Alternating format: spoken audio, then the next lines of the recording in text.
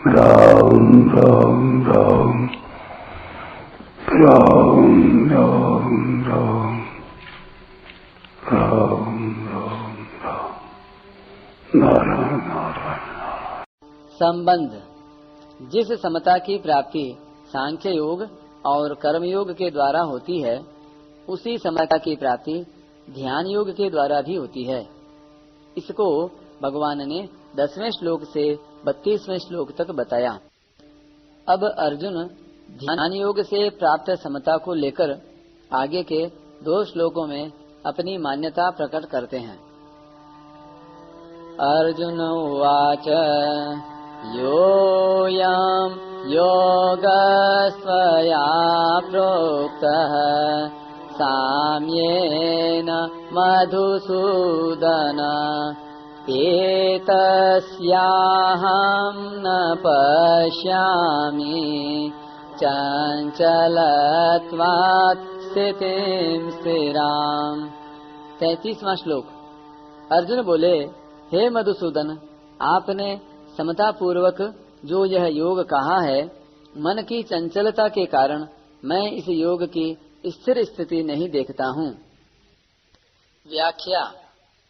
मनुष्य के कल्याण के लिए भगवान ने गीता में खास बात बताई कि सांसारिक पदार्थों की प्राप्ति अप्राप्ति को लेकर चित्त में समता रहनी चाहिए। इस समता से मनुष्य का कल्याण होता है।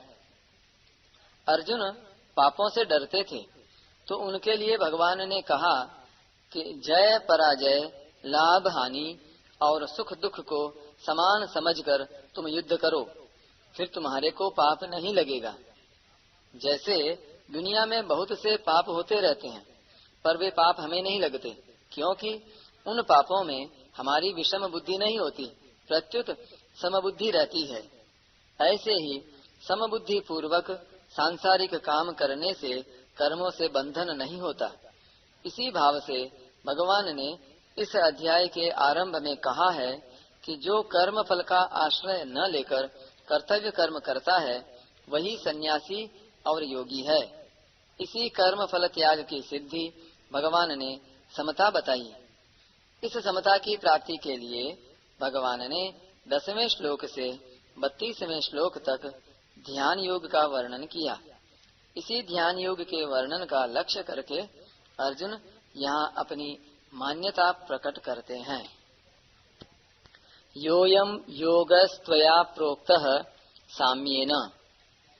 यहाँ अर्जुन ने जो अपनी मान्यता बताई है, वह पूर्व श्लोक को लेकर नहीं है, प्रत्युत ध्यान के साधन को लेकर है। कारण कि 32वां श्लोक ध्यान योग द्वारा सिद्ध पुरुष का है, और सिद्ध पुरुष की समता स्वतः होती है। इसलिए यहाँ यह पद से इस प्रकरण से पहले कहे हुए योग समता का संकेत है, और अयम पद से 10वें श्लोक से 28वें श्लोक तक कहे हुए ध्यान योग के साधन का संकेत है। एतस्याहं न पश्यामि चंचलत्वात् स्थितिं स्थिराम्। इन पदों से अर्जुन का यह आशय मालूम देता है कि कर्मयोग से तो समता की प्राप्ति सुगम है, पर यहाँ जिस ध्यान योग से समता की प्राप्ति बताई है, मन की चंचलता के कारण उस ध्यान में स्थिर स्थिति रहना मुझे बड़ा कठिन दिखाई देता है।